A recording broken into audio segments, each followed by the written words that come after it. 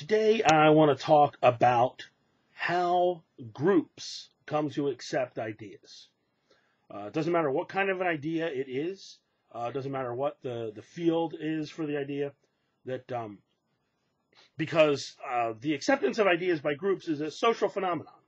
Okay, it takes place in a social setting, and so the rules apply, irregardless of the field of study, the topic, whatever. I want to talk today specifically for illustrative purposes about how evolutionary theory has been accepted at 4 distinct points. Okay,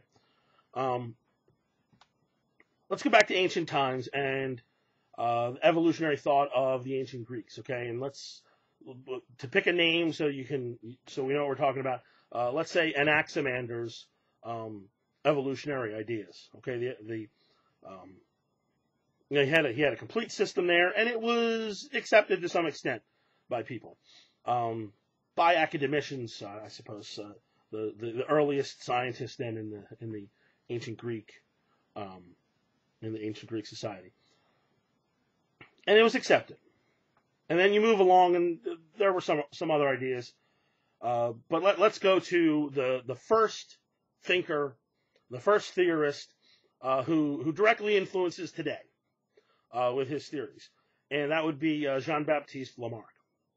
Now, many of his ideas have been proven to be incorrect, but the kernel of it, the mechanistic way that he went and insisted on natural laws being in play. Helped to develop the idea that Darwin discovered, the natural selection being the mechanism that drove evolution. And now, of course, Darwin thought of the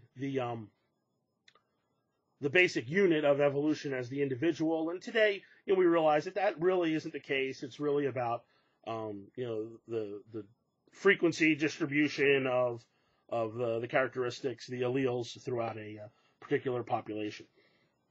So it's not the individual at all. But all of these ideas at one point in time were accepted. And why were they accepted? They weren't accepted because they were true. Okay? And they weren't accepted because they were proved. Of course, in science, you don't prove anything, you just attempt to disprove things. They were accepted because they were useful.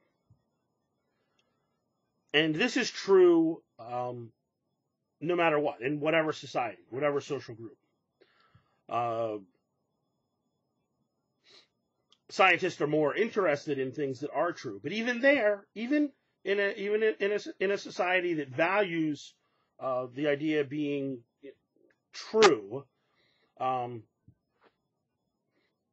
even there, it's not necessary for it to be true to be accepted.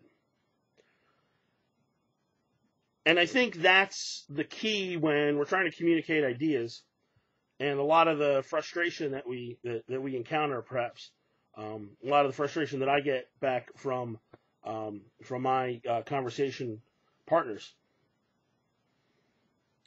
And it's the insistence that, well, this viewpoint is true, therefore it should be accepted. The simple fact is that it doesn't have to be true to be accepted. Being true has no bearing on its acceptance. It's the usefulness of the idea. What you offer, if it is to supplant what was previously there, what is currently there, then it's got to be more useful than what is currently being used.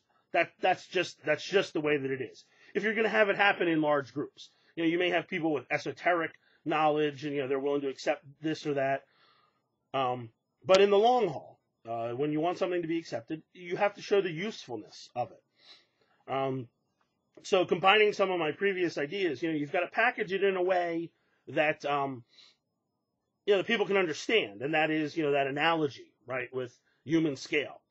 And then you have to show how it is applicable to their lives.